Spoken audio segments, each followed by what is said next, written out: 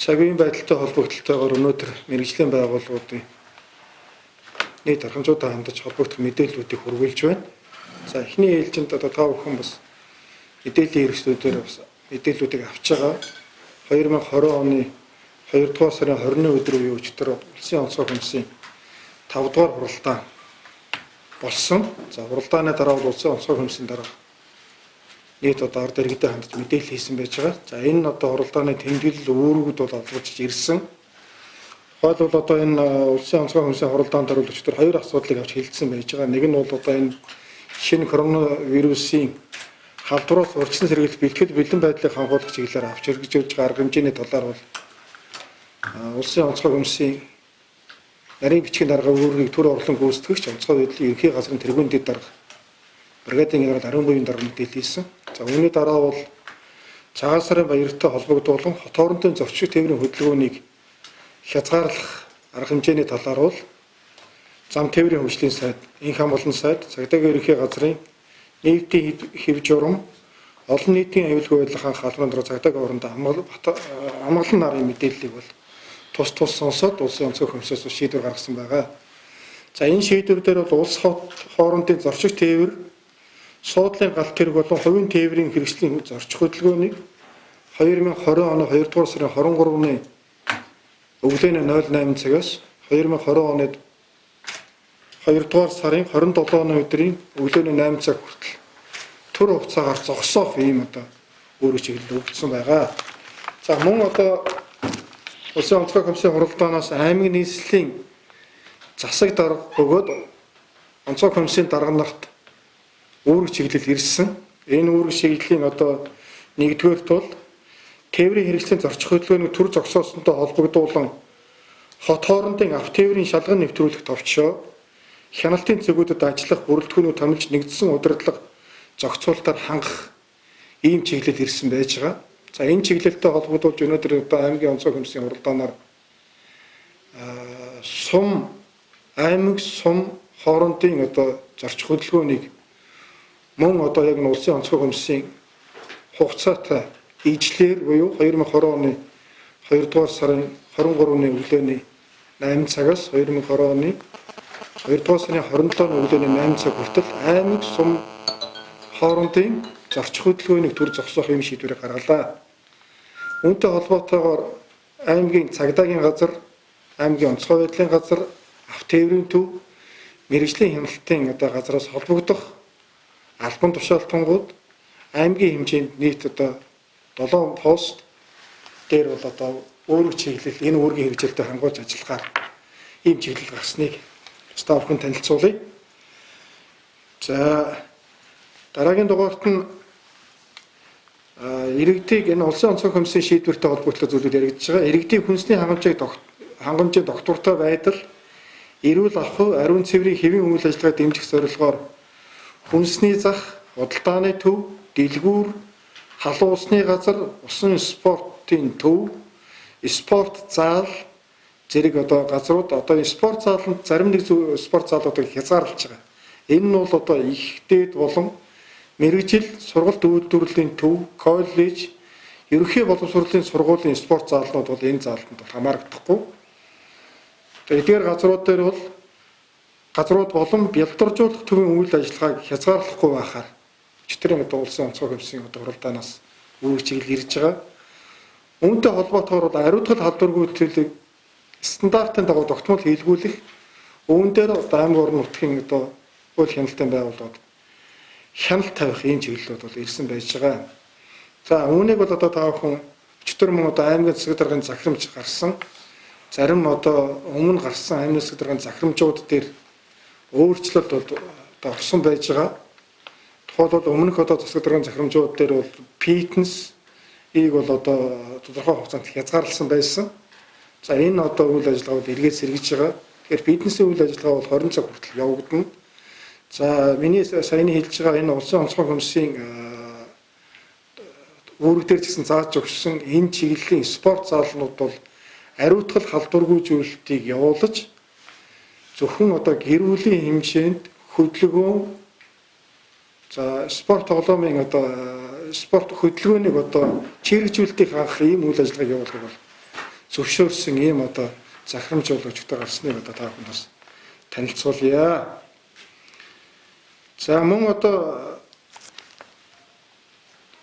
сэжигтэй тохиолдол илэрсэн тохиолдолд иргэдийг төр байрлуулах, хооллох, тандалт судалгаа хийхэд одоо эрүүл мэндийн байгууллагад дэмжлэг үзүүлэхээр одоо улсын онцгой комиссаас үүрэг чиглэлд ирсэн. Үүнтэй холбоотойгоор өнөөдөр мөн аймгийн онцгой комиссийн хуралдаан дээр аймгийн хэмжээнд ирээдүйд хэрвээ сэжигтэй тохиолдол илэрвэл энэ сэжигтэй тохиолдолтой хавьтал бүхий иргэдийг тусгаарлах байруудыг судлаж дараагийн онцгой комиссийн хуралдаанд танилцуулах ийм чиглэлийг мөн өглөө. За мөн одоо онцгой комиссийн хуралдааны 5 дахь хуралдаанд зөвж байгаа нэг үүрэг бол шашин, сүм хийдийн хурал, цуглаан, зан үйлд иргэд олон нийтийг оролцуулахгүй байх, овоо тахих, галын тахилга, ёслол үйлдэх, шинийн нэгний өглөө, нар харах зэрэг арга хэмжээг зохион байгуулахгүй байвал аймгийн одоо онцгой комиссийн дарга засаг даргад бол үүрэг чиглэл өгсөн. Үүнтэй холбоотойгоор мөн одоо өнөөдөр аймгийн онцгой комиссийн хуралдаанаас тодорхой шийдвэрүүд гарч байгаа. Тухайлбал өнөөдрийн аймгийн засаг даргын захирамжин дээр Монголын уламжлалт 17 дугаар жарны хөтөл төгс хэмээх төмөр хулган жилийн одоо цагаан сарын баярыг зөвхөн гэр бүлийн хүрээнд тэмдэглэн өнгөрүүлэхийг аймгийн нийт иргэдтэй уриалсан ийм одоо захирамжийг бас гарч байгаа гэдгийг иргэдэд хэлхэн зүйтэй. Үүнтэй холбоотойгоор Дархуул аймгийн Төв хамдангийн одоо хамлам ус өмнө одоо мэдээллийн хэрэгслүүдээр нийт сүсгтэй олондоо энэ цагаан сарын баярыг зөвхөн гэр бүлийн хүрээнд тэмдэглэх, за шашин үйлдэл холбогдолтой зүйлүүдийг одоо зөвхөн өөрсдөө хувийн хэмжээнд бол одоо үйл ажиллагаагаа одоо явуулахыг та бүхэнд одоо хандаж уриалж одоо бас нэвтрүүлэг хийснийг бол та бүхэн мэдж байгаа. За ийм одоо шийдвэрүүд үүргүүд ирсэн учраас өнөөдрийн аймгийн онцгой комисс хуралдаж тодорхой холбогдох шийдвэрүүдээ гаргасныг та бүхэнд одоо танилцуулж байна.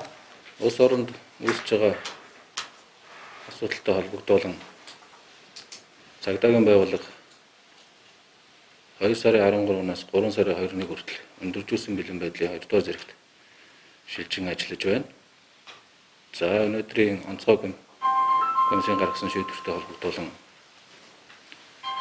2 сарын 23-ны 08 цагаас хөдөлгөөн төр зогсно. Үүнтэй холбогдуулан цагдаагийн байгууллагаас 7 постыг гаргаж ажиллуулнаа.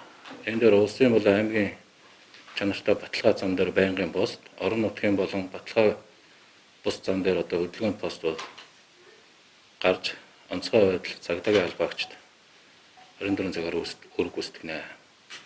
За пост гарсантай холбогдуулан зайлшгүй тохиолдолд постоор нэвтрэх эрүүл мэндийн шалтгаан бусад албан томлолт байдлаар өөр орон нутгаар явахаар зайлшгүй шаардлага гарсан тохиолдолд аймгийн онцгой комиссийн шуурх хаштай бас зөвшөөрөл авч уг постоор нэвтрэнэ гэсэн ажлын чиглэлийг олбот газраас өгсөн байгаа.